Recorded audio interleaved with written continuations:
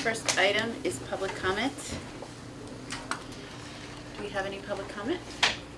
Okay, hearing none. Second item on the agenda is approval of the February 19th, 2025 meeting minutes, which were in your packet. And I'd entertain a motion to approve them. I'll make a motion. Do I have a second? No second. Any changes? Hearing none, all in favor say aye. Aye. Aye. Any opposed or abstentions? Hearing none, motion passes unanimously. Association liaison report. I think we're all set. All set. Thank you. Chairman's report.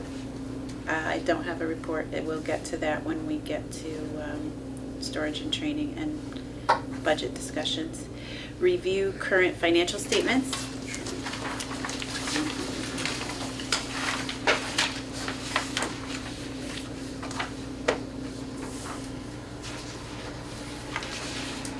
So, was on with it. The repair maintenance machine line, we're gonna keep an eye on.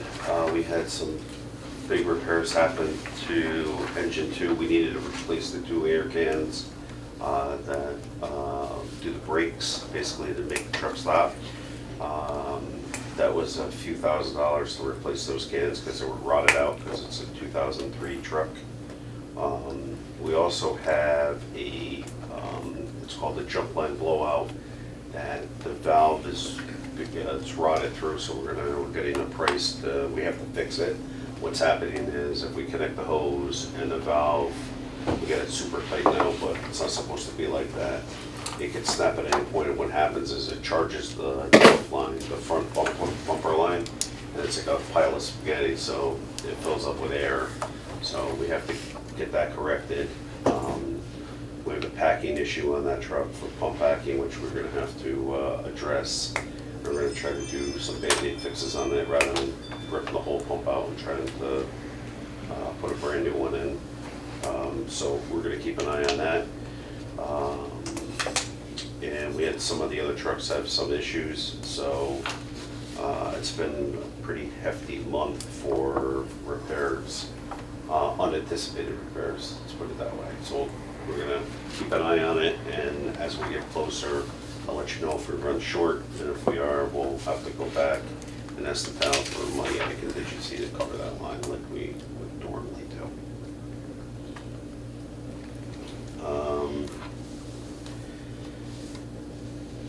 Going through, when we get down to electric for the buildings, we're gonna be way short on that line, which we've talked about numerous times, especially even through the budget process. There's an issue with heat within the building, in the AC, so we can't really control it, so we're spending a lot more money than we need to. So we're gonna keep an eye on that line, and the natural gas line, which is another issue that we're gonna have to keep an eye on because our bills are obviously higher, not to mention it was a cold winter, but once again, we're having trouble controlling the heat, so we're gonna burn a lot more natural gas. We do have a hydrant that's out of service that we originally had a quote of, what was it, a couple $1,000s? It's like, I'm gonna say $5,000, and now they went out to look at it. This was back whenever, August. yeah, August of last year. The water company dropped the ball a little bit.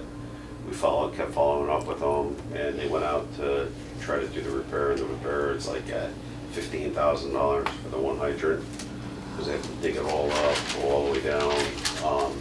So we've tried to put it through the insurance and going through that process. So hopefully they take it, but we're gonna end up taking money out of that line as we go through.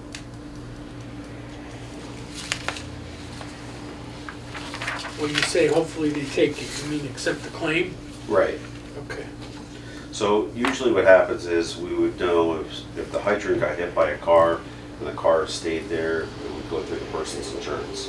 If somebody hits the hydrant or a snowplow hits it, and no one reports it, basically it's on the town, so we could file a claim, and if it gets paid that way, we just pay our deductible.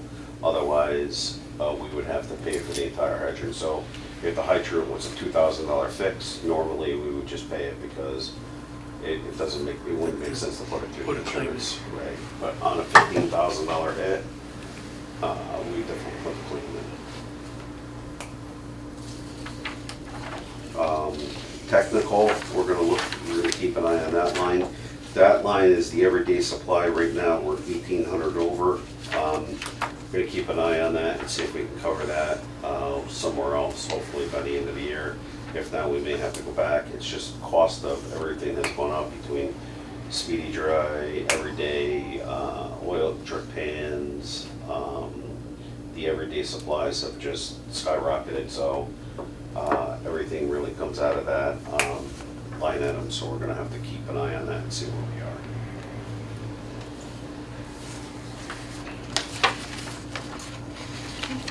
Other than that, that's about it. Anybody have any questions on the year-to-date?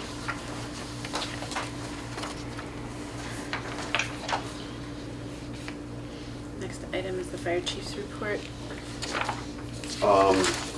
So, I have a meeting with the association tomorrow night, but we are looking, the Amity High School's looking at us first to do a mock car crash, April 9th, and with a rain date of April 11th. So we can see who's around for those dates. So we do a mock car crash for the high school. We did a live burn last Saturday at New Haven Fire School, which is good. We were there probably from about 8 in the morning until about 1 o'clock, and then we came back here, and we probably didn't get out of here until about 3:30, 4 o'clock after cleanup. But it was good. It was our first live burn in a while, and we got through a lot of drills, and it was good. So it was a good training drill. So.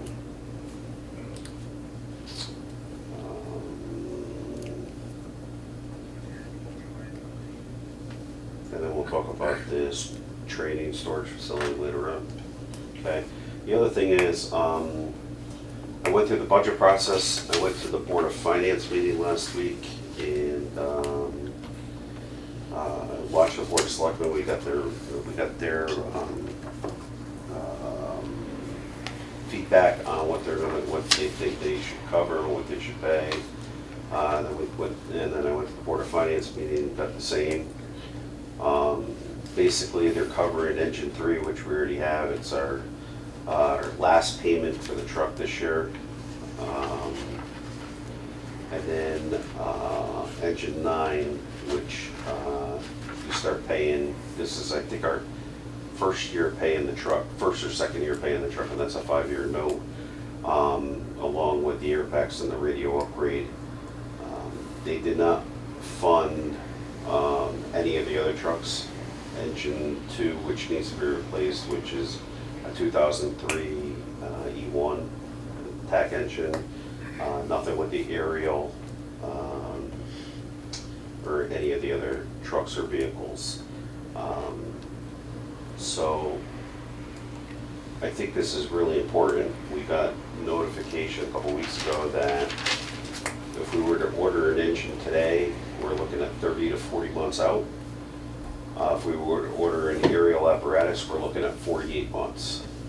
So when we look at our budget here, right, and we have a 6-year capital plan, we almost need to go out farther than 6 years, but when we look at our 6-year capital plan, we need to look at the whole 6 years, not the first or second year, but we have to look, because we have to order a truck now to cover it. And I think it's important to note that, like engine 2 is a 2003, and the truck is already 22, 23 years old. By the time we get the truck's gonna be probably close to 26 years old. We're trying to keep trucks 25 years, and we're struggling with that 25-year mark. Engine 7 failed at 23 years, and we had to replace it back in 2015, and the lead time was a year and a half. If we had to go replace that truck now, we're looking at probably 3+ years. So I think what we need to do is we need to really make it known to the Board of Selectmen, Board of Finance, that these trucks we need to place on order now. We don't need to pay for them, we're not looking for any money now, we're looking for money when they come in, whether that's in a bond or a lease purchase, and how we end up paying it, whether we pay it up front or we pay it in the rears, each payment. That's something we really need to stress, because if we truly are gonna kick this a whole nother year, I don't think Engine 2 is gonna make 4 years. I mean, 30 to 40 months is where it is now for an engine. So you're gonna add another 12 months on top of it by the time we go through the budget process again. And that doesn't mean that that 30 to 40 months isn't gonna go up Doesn't to change. 40 to 50 months. So When there is you a order a long truck, lead though, you don't time. have to put any money down? No, to order a truck, you don't have to put anything down. But we need to fund it, because, and what I'm looking for is, I'm looking for our budget to be kinda even coming across the board. And we have Engine 3, which is gonna be paid off this year. So we're gonna drop $175,000 off, instead of keeping that line, keep going, and we could start covering the truck in 3, 4, 5 years, whenever it is. When our payment's due, we'll have some money that we can start paying off the truck, so we're not showing these big ups and downs in the budget cycle. But we need authorization to move forward, to start purchasing and start designing and purchasing the truck. Now remember, if they give us the go-ahead to go ahead and move forward with the truck, we're looking at probably 6 to 7 months to design it. And then we'll come back here, you guys approve it, where's the Board of Selectmen, Board of Finance, they approve it, and we order the truck. Now, that being said, this is gonna be a little bit different, because now what they've done is they put escalators in it, like we've talked about before. So let's say our truck is up in 30 months, and we're going for a build in 30 months from now. If the cost of the truck has increased, say 10%, we have the option whether to pay the additional 10% on top of that, or we just back out, or we have to find whatever that 10% is within the truck to cut out at that point. So they're not set in stone. Not all manufacturers are set in stone when we sign for a truck today. Let's say the truck is 1.3, it might be 1.5 when their build time comes up. They're not coming out and telling us they're gonna lock in at 1.3. So it might be 1.5, and then that's gonna create another conversation for all of us. We only find 200,000 on the truck, which is gonna be really hard, because that's a lot. I mean, you're talking big. Or do we pay the extra 200,000 at that point and get the truck in build and have the truck hopefully in 6, 7 months from then, maybe 10. But we need to start moving forward on this, because this is not a good place where we want to be. We can't be reactive where the truck breaks. Try to fix it, or we're at the point where we can't fix it and we need to order a new truck. And okay, fire trucks used to be anywhere between 8 and 12 months out. Now we're talking years. We're talking, could be 3 years out, 4 years out. So we've already approved it. We, as you guys recall, at the January 22nd board meeting, we had the whole capital budget and what it looks like over 6 years. And we approved the purchase of Engine 2 and the aerial, knowing that, it wouldn't come due. But the way the budget process works, we have to vote on it. The Board of Finance and the Board of Selectmen have to approve it before it can be committed to and obligated, obviously. So basically, we're looking for the Board of Selectmen and the Board of Finance to sign on to the idea to go out and let's order the truck.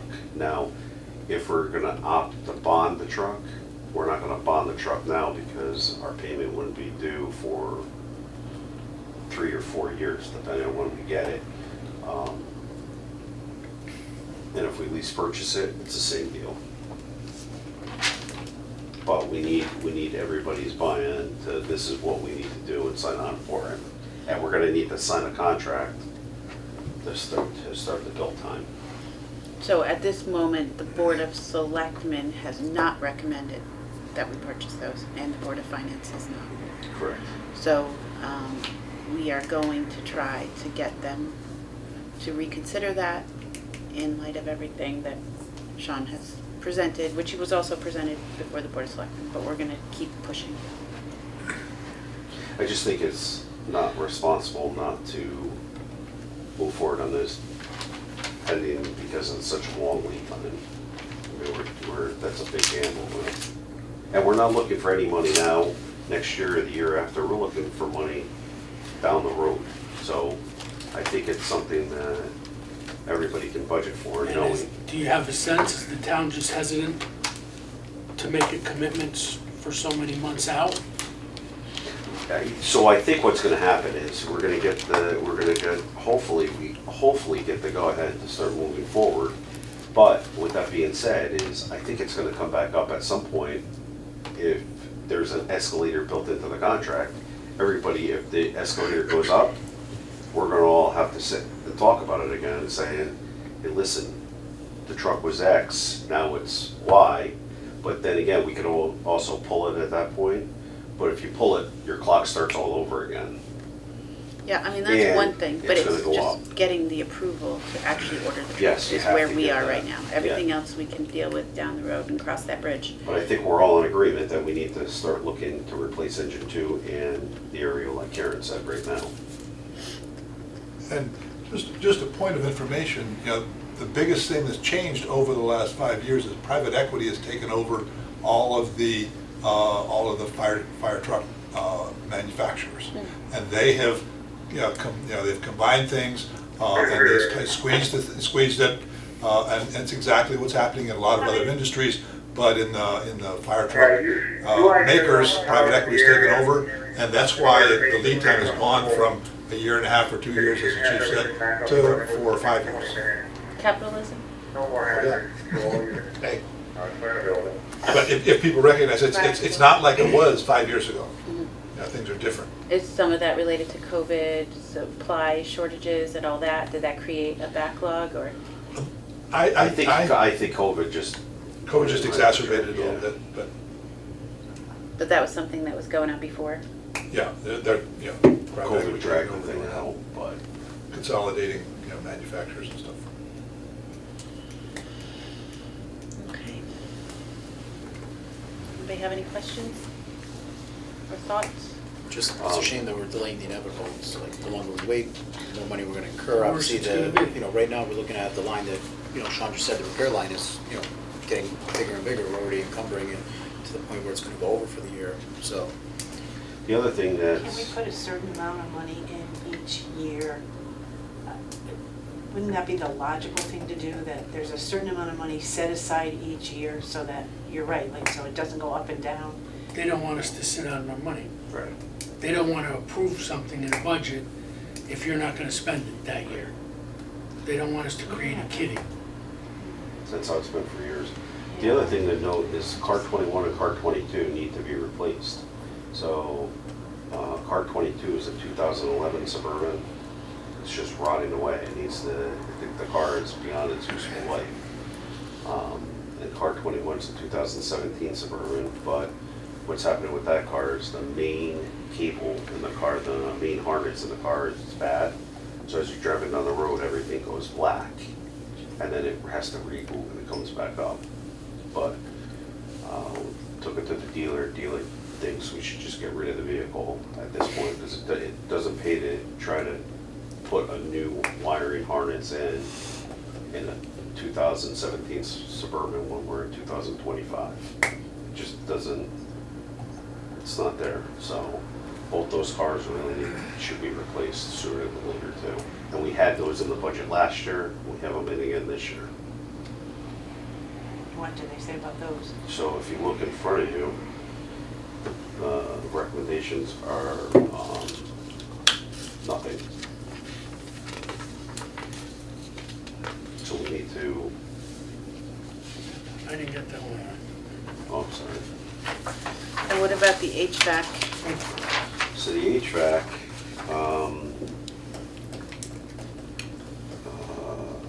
HVAC, they put it, I don't know why they put it in 25,000. We put 150 in. And I think what I understand from my conversations with Tony is they are going to, we need to create a spec. And I think it's something they will do at some point this year.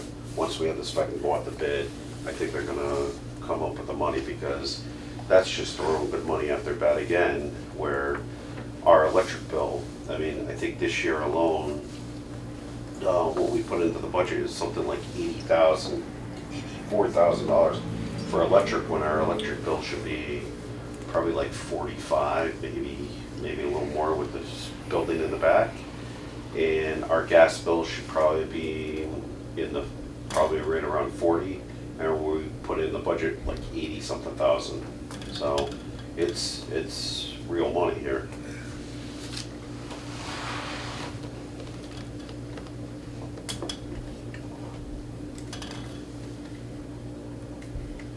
Okay. All right, anybody else have any other questions? Is there anything we should do at this meeting? I don't think so, we're just, Just want to write a letter from the commission, or you want to just bring it to yeah, I mean, we just write, there was a question about whether the commission had approved the purchase, which obviously we don't have the checkbook, so it doesn't really entirely matter what we say, but we did at January 22nd, we authorized for this budget to be presented to the Board of Selectmen and the Board of Finance for approval. That's what we voted to do. So it might make sense to have me just write a letter to the Board of Selectmen and Board of Finance, just detailing the steps that we have taken to review the need for it and to approve it. Okay. If you think that would help, I'm happy to do it.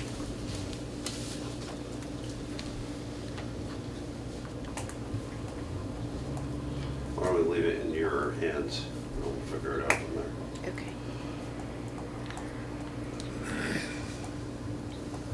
Both, the commission's in agreement, we need to replace the aerial and engine two right now.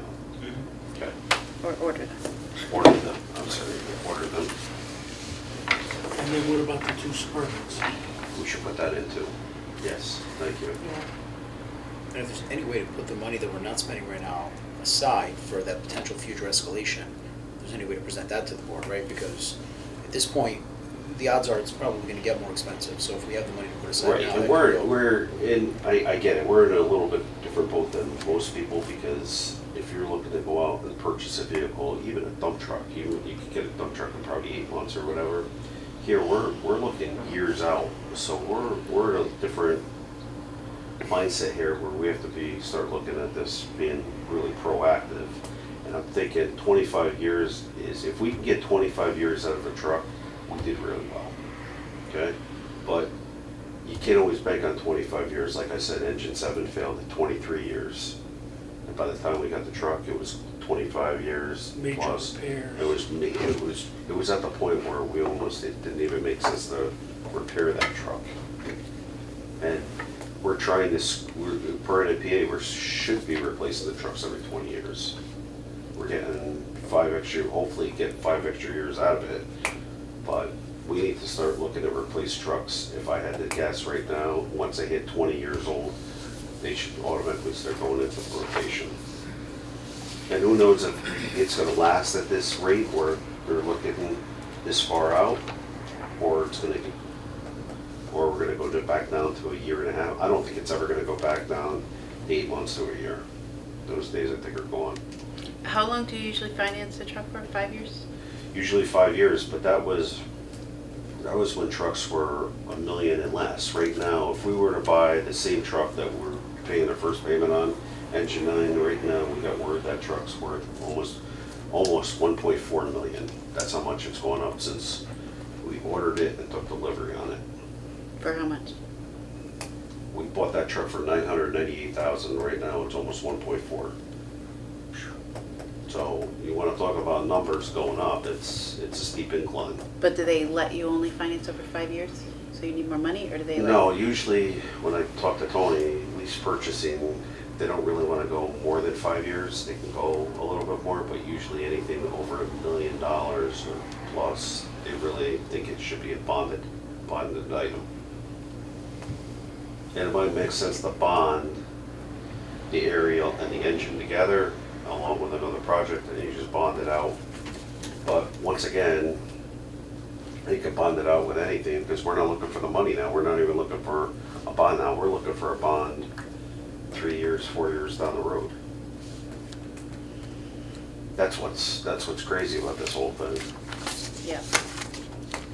How So about we actually have, it's good from a financial standpoint, because you have 3 or 4 years to figure out how you're gonna start funding these.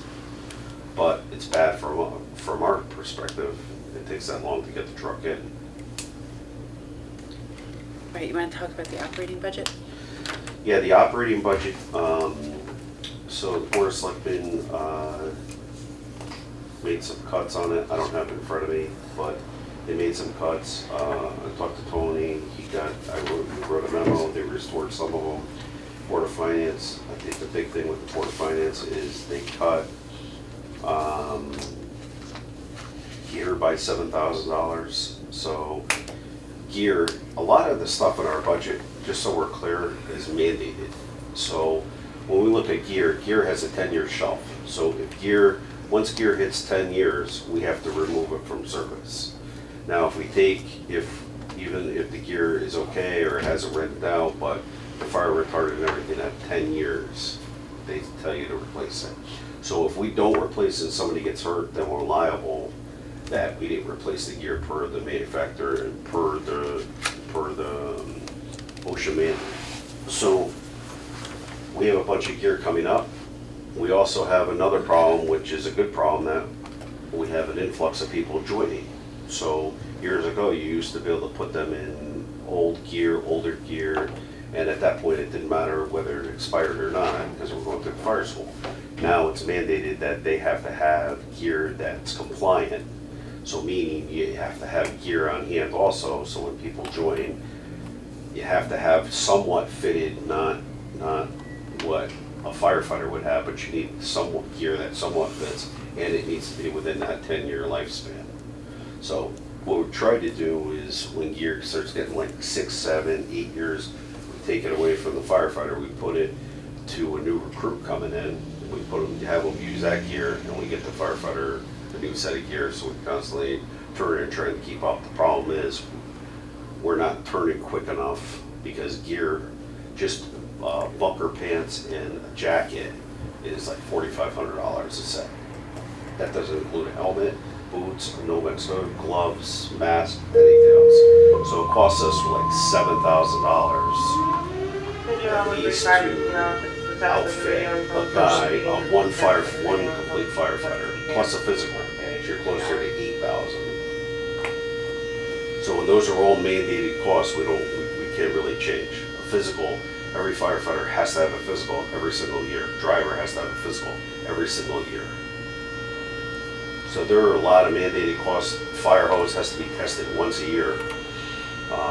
The pumps on the trucks have to be tested once a year. The ladders on the trucks have to be tested once a year. There's a lot of mandates that there's no flexibility with. If we can hold off a year, skip a year, there's none of that. Air packs have to be tested once a year. Okay. Hydro testing has to be tested 5 years. The bottles have to be tested every 5 years. There's a lot of mandates that we have to follow, and the budget needs to offset that. But is there anything other than the gear category that you need to follow up on the operating budget? no, I think that was pretty much it. So obviously we'll do anything you think would be helpful with regard to that. Mhm. All right, any other questions on the operating budget? Okay. Activity report. All right, February was a pretty busy month. We did 85 calls, brings us up to 137 calls for the year. If you look at it, we had 3 structure fires. 2 of those were actually mutual aid into Bethany. They had fires that they called us to support them with. And one of them was a house fire here in Woodbridge during the storm. High driver for the month was that windstorm that came and rainstorm that came through. We had about 37 calls that day, mostly power lines down. It's reflected in that number of 60 hazardous condition calls, although in there we did have 21 motor vehicle accidents in town. We've assisted the medic on 1 call, 3 service calls, 5 good intent, 9 false alarms, and 4 where we're dispatched to check trees and wires down, and it was just a tree down, no wires involved, so we were able to get Public Works to come out and clear those. For a total of 85 calls in the month, and I installed 6 car seats in the month of February. Very good, thank you. Anybody have any questions? I got one other thing, if you can go back to May. Yep. Actually, 2 things. May 3rd is our installation dinner. Mhm. I'll let you guys know about that, but just keep that, it's Saturday night. And May 17th is our spring fling fundraiser for the fire department. Excellent, thank you.